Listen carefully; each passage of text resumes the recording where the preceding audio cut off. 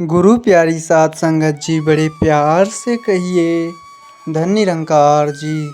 आशा करते हैं कि आप सभी संत सतगुरु माता जी के असीम कृपा से जहाँ भी होंगे सेवा सिमरन और सत्संग करते हुए सतगुरु के चरणों से जुड़ करके स्वस्थ होंगे, खुश होंगे।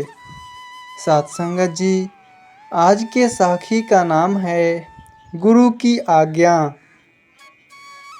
साध संगत जी, एक शिष्य था समर्थ गुरु रामदास जी के, जो भिक्षा के लिए एक गांव में गया और घर घर भिक्षा की मांग करने लगा। समर्थ गुरु की जय, भिक्षाम देहि। समर्थ गुरु की जय, भिक्षाम देहि।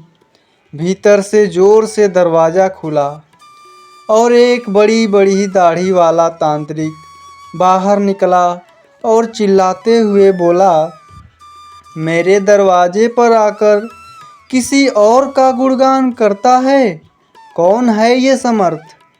शिष्य ने गर्व से कहा, मेरे गुरु समर्थ हैं रामदास जी, जो सर्व समर्थ हैं।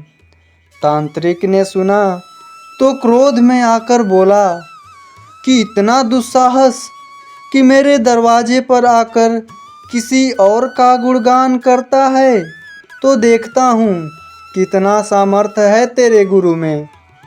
मेरा श्राप है कि तू कल का उगता हुआ सूरज नहीं देख पाएगा, अर्थात तेरी मृत्यु हो जाएगी।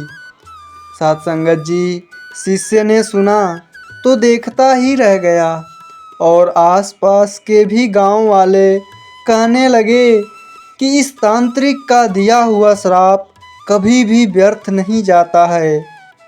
साध संगत जी, वो कह रहे थे कि बेचारा युवक ने अपनी जान गंवा बैठा। शिष्य उदास चेहरा लिए हुए वापस आश्रम की ओर चल दिया और सोचते सोचते जा रहा था कि आज मेरा अंतिम दिन है, लगता है कि मेरा समय खत्म हो गया है। साध संगत जी, आश्रम में जैसे ही शिष्य पहुंचा, गुरु सामर्थ्य रामदास जी हंसते हुए बोले। तब शिष्य बोला, जी गुरुदेव, भिक्षा में अपनी मौत को लेकर आया हूँ, और सारी घटना सुना दी और चुपचाप जाकर एक कोने में बैठ गया। तब गुरुदेव जी बोले, अच्छा चल भोजन कर ले। शिष्य बोला, गुरुदेव, आप भोजन करने की बात कर रहे हैं और यहाँ मेरा प्राण सूख रहा है। भोजन तो दूर, एक दाना भी मुंह में नहीं जा पाएगा। गुरुदेव जी बोले, अरे अभी तो पूरी रात बाकी है, अभी से चिंता क्यों कर रहा है? चल ठीक है, जैसी तुम्हारी इच्छा। और यह कह कर के गुरुदेव जी भोजन करने चले गए। फिर सोने की बारी आई। तब गुरुदेव शिष्य को बुलाकर बोले, हमारे चरण दबा दे। साध संगत जी, शिष्य मायूस होकर बोला, जी गुरुदेव, जो कुछ क्षण बचा है, जीवन के उस क्षण में आपकी सेवा करके ही अपना प्राण त्याग करूँगा, यही अच्छा होगा। फिर सोने की बारी आई। तब गुरुदेव शिष्य को बुलाकर बोले, हमारे चरण दबा दे। शिष्य ने मायूस होकर बोला, जी गुरुदेव, जो कुछ भी क्षण बचा है, जीवन के उस क्षण में आपकी सेवा कर ही प्राण त्याग करूं, यही अच्छा होगा। और फिर गुरुदेव के चरण दबाने की सेवा शुरू कर दी। गुरुदेव बोले, चाहे जो भी हो, चरण छोड़कर कहीं मत जाना। शिष्य बोला, जी गुरुदेव, मैं कहीं नहीं जाऊंगा। तब गुरुदेव ने कहा, अपने शब्दों को 3 बार दोहराएं कि चरण मत छोड़ना, चाहे जो हो जाए। यह कहकर गुरुदेव सो गए। शिष्य पूरी भावना से चरण दबाने लगा। रात्रि का पहला पहर बीतने को था। तब तांत्रिक अपनी श्राप को पूरा करने के लिए एक देवी को भेजा जो धन से भरी हुई थी, सोने चांदी हीरे मोती से भरी हुई थी। शिष्य उस समय चरण दबा रहा था, तभी दरवाजे पर वो देवी प्रकट हुई और कहने लगी, इधर आओ और ये सोने चांदी से भरा खजाना को ले लो। शिष्य भी बोला, जी मुझे लेने में कोई परेशानी नहीं है, लेकिन मुझे क्षमा करें, मैं वहाँ पर आकर के नहीं ले सकता हूँ।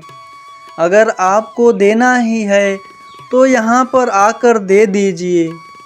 वो देवी सुनी तो कहने लगी कि नहीं नहीं, तुम्हें तो यहाँ आना ही होगा, देखो कितना सारा धन है। शिष्य बोला, नहीं, अगर देना हो तो आप यहीं आ जाइए। साध संगत जी, तांत्रिक अपना पहला पासा असफल देखकर दूसरा पासा फेंका। रात्रि का दूसरा पहर बीतने को था, तब तांत्रिक ने फिर दूसरा उपाय लगाया। शिष्य समर्थ गुरु रामदास जी के चरण दबाने की सेवा जारी किया हुआ था। तब रात्रि का दूसरा पहर बीता और तांत्रिक ने इस बार उस शिष्य की माँ की रूप बनाकर भेजा। शिष्य गुरु के चरण दबा रहा था, तभी दरवाजे पर आवाज़ आई, बेटा तुम कैसे हो? शिष्य ने अपनी माँ को देखा तो सोचने लगा, अच्छा हुआ जो माँ के दर्शन हो गए, मरते वक्त माँ से भी मिल लिए। उस औरत जो माँ के रूप धारण की थी बोली, आओ बेटा गले से लगा लो, बहुत दिन हो गए हैं तुमसे मिले हुए। शिष्य बोला, क्षमा करना माँ, लेकिन मैं वहाँ नहीं आ सकता क्योंकि अभी गुरु चरण की सेवा कर रहा हूँ। मुझे भी आपसे गले लगना है, इसीलिए आप ही यहाँ आ जाओ। फिर वो औरत देखी कि चाल काम नहीं आ रहा है तो वह वापस चली गई। रात्रि का तीसरा पहर बीता और इस बार यांत्रिक ने यमदूत रूप वाला राक्षस भेजा। राक्षस पहुंचकर शिष्य से बोला कि चल तुझे लेने आया हूँ, तेरी मृत्यु आ गई है, फौरन उठ जा और चल मेरे साथ। शिष्य भी झल्लाकर बोला, काल हो या महाकाल, मैं नहीं आने वाला। अगर मेरी मृत्यु आई है तो यहीं आकर ले जाओ मुझे, लेकिन मैं तुम्हारे पास नहीं आऊँगा। साध संगत जी, फिर राक्षस भी इस बात को सुन करके वापस चला गया। सुबह हुई, चिड़िया अपने घोंसले से निकलकर चहचहाने लगीं, सूरज भी उदय हो गया। गुरु रामदास जी अपने नींद से जग गए और बोले कि सुबह हो गई। शिष्य बोला, जी गुरुदेव सुबह हो गई। गुरुदेव बोले, अरे तुम्हारी तो मृत्यु होने वाली थी ना, तुमने ही तो कहा था कि तांत्रिक का श्राप कभी व्यर्थ नहीं जाता है, लेकिन तुम तो जीवित हो। गुरुदेव जी हंसते हुए बोले। शिष्य भी सोचते हुए बोला, जी गुरुदेव, लग तो रहा है कि जीवित ही हूँ। फिर सारी घटना याद की, रात्रि वाला, फिर उसे समझ में आई कि गुरुदेव ने क्यों कहा था कि चाहे जो भी हो जाए चरण मत छोड़ना। शिष्य गुरुदेव के चरण पकड़कर खूब रोने लगा। बार बार गुरुदेव से यही कह रहा था कि जिसके सर पर आप जैसे गुरु का हाथ हो, उसे काल भी कुछ नहीं कर सकता है। गुरु की आज्ञा पर जो शिष्य चलता है, उससे तो स्वयं मौत भी आने से एक बार नहीं बल्कि अनेकों बार सोचती है। स्वयं भगवान श्री कृष्ण गुरु की आज्ञा सिर पर ले चले, स्वयं प्रभु राम गुरु की आज्ञा पर चले, और पूर्ण सतगुरु में ही सामर्थ्य है कि वो प्रकृति के नियम को बदल सकते हैं, जो ईश्वर भी नहीं बदल सकते हैं। क्योंकि ईश्वर भी प्रकृति के नियम से बंधे होते हैं, लेकिन पूर्ण सद्गुरु नहीं। तो साध संगत जी, उम्मीद करते हैं कि आप संतों को आज की यह साखी ज़रूर पसंद आई होगी। फिर मिलते हैं ऐसे ही अगले सुंदर साखी में। साध संगत जी, बड़े प्यार से कहिए धन्य निरंकार जी।